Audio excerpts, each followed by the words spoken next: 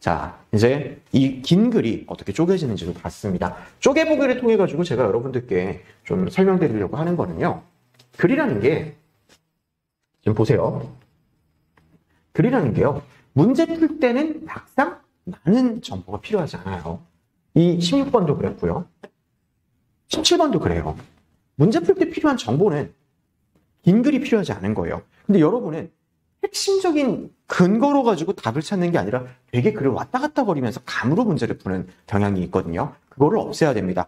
정확한 지문으로 가서 해당 수어를 가지고 이게 패러프레이징과 함축관계가 있는지를 가지고 해결을 해야 됩니다. 그러면서 여러분들의 0점이 흐트러졌으면 사실 시험마다 0점은 조금씩 달라요. 이 시험 추리논증에서 요구하는 0점은 이런 패러프레이징까지가 허용되고 있구나. 이게 옳다라고 보고 있구나. 그럼 내가 이거를 맞게 받아들여야 되겠구나. 이렇게 사고를 바꿔주시면 됩니다.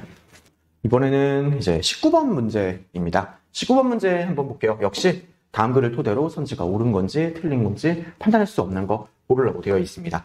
자, 지금 선지 보세요. 앞에 있는 문제랑 똑같아요. 지금 여기서 중요한 것은 갑에게 사용금지를 명할 수 있다. 이런 내용이네요. 사용금지를 명할 수 있다. 뭐 공정거래 그쪽 관련된 업무인 것 같습니다. 그럼 위에서 여러분들 찾아야 되는 건 뭐죠? 언제 사용금지를 명하게 되는지, 언제 사용금지를 명하게 되는지를 봐야 되는 거예요. 자, 사용금지, X국 당국이네요. 여기 선지도 사실 X국 당국이라는 게 사실 있어야 되겠죠. 주어가 생략되어 있는 겁니다. X국 당국이요. 사용금지를 매도인한테 명령하려고 한다라고 되어 있네요. 계약 당사자인 매도인에게 명령하려고 한다라고 되어 있네요. 자, 그러면 여기서 문제가 되는 건 뭘까요? 여러분들 나중에 합격하고 나면 법조인이 될 거 아니에요? 법조인이 됐을 때 여러분이 따져셔야 되는 거는요. 계약 당사자인 매도인이라고 되어 있을 때 이 내용만 이제 우리가 사용금지를 명할 수 있다는 걸 보고 결국 텍스트를 나중에는 한번 쭉 읽어보고 선지로 가게 되는 경우도 많을 거 아니에요? 그냥 선지를 보고 올라가는 경우도 마찬가지고요. 그때 사용금지라는 걸 찾았을 때 문제가 되는 것은 매도인이라는 게 문제가 되나요? 매도인이라는 건 법적으로 이건 뭐 헷갈릴 요인이 없습니다. 계약 당사자가 문제죠. 법적으로 누가 계약 당사자를 찾아야 되는지가 문제가 되는 겁니다. 그러면은 여기서 계약 당사자가 누구인지를 여러분이 생각을 해줘야 되는 게 이 문제의 풀이 방법이 되는 거예요. 자, 그리고 그게 청문단에 있는 거죠.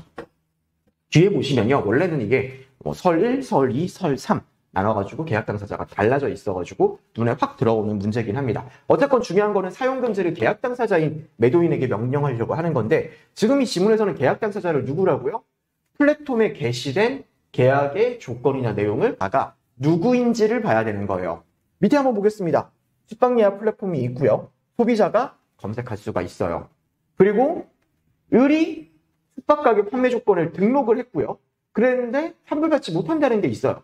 자, 을이 게시한 약관이라고 해가지고 여기서 게시된 계약의 조건이나 내용을 실질적으로 결정했다라고 여러분들 판단하면 안 됩니다. 나중에 여러분들이 변호사가 돼도 마찬가지예요. 이런 텍스트만 가지고 을이 그냥 게시한 약관이란 것만 가지고 계약의 조건이나 내용을 실질적으로 을이 했다라고 생각해서는 안 되는 거예요. 모르는 거죠, 지금은요. 플랫폼에 게시된 계약된 약관의 조건은요. 지금 갑이 플랫폼을 운영하는 사업자고 을은 그거를 게시한 사람인 거예요. 그러면은 누가 실질적으로 게시된 계약의 조건을 결정했는지는 이 텍스트에서는 모릅니다.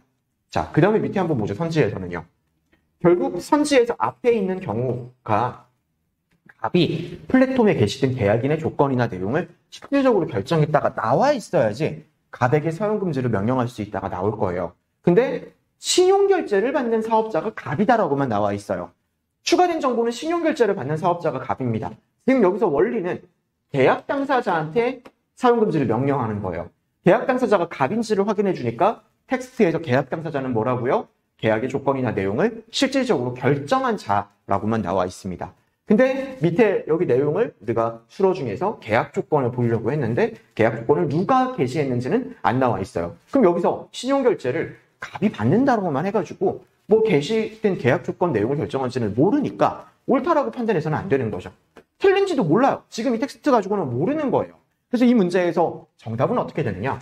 판단할 수 없다. 판단 불가를 여러분들께서 정답으로 골라야 되는 거예요.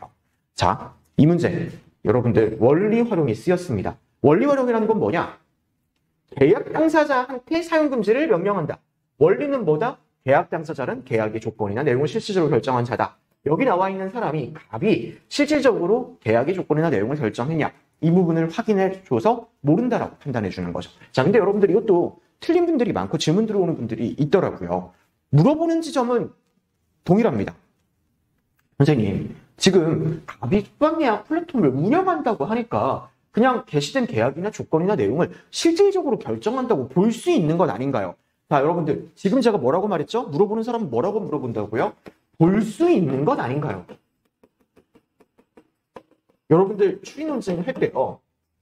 아닌가요? 이 생각을 하면 절대 안 됩니다. 볼 수 있는 것 아닌가요? 라는 생각으로는요. 정답을 골라서는 안 돼요. 정확하게 그렇게 구해질 때에만 이제 우리가 이제 정확하게 맞는 말이 될 때에만 우리가 맞다, 옳다, 추론이 가능하다 이렇게 판단을 해주셔야 돼요. 그럴 수 있다, 안 됩니다. 오히려 추리 논증 판단의 기준은요.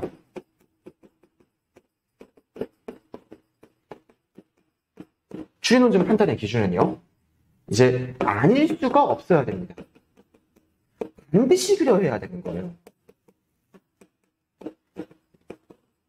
여러분들은 이렇게 생각하면 이렇게 해석할 수 있으니까 이것도 맞는 것 같습니다. 라고 문제를 풉니다.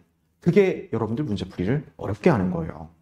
이렇게 볼 수 있어서 이렇게 되는 게 아니라요. 명확해야 돼요.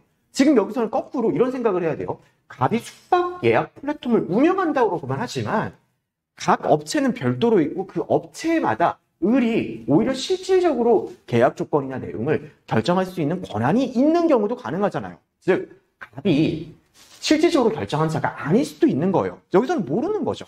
아닐 수도 있기 때문에 이거는 옳다라고 추론할 수 없는 겁니다. 방금 제가 이야기 드리는 이 판단, 추리 논쟁 헷갈리시는 분들은 이런 판단부터가 헷갈려요. 명확하게 여러분들 머릿속에 기억해 주시기 바랍니다.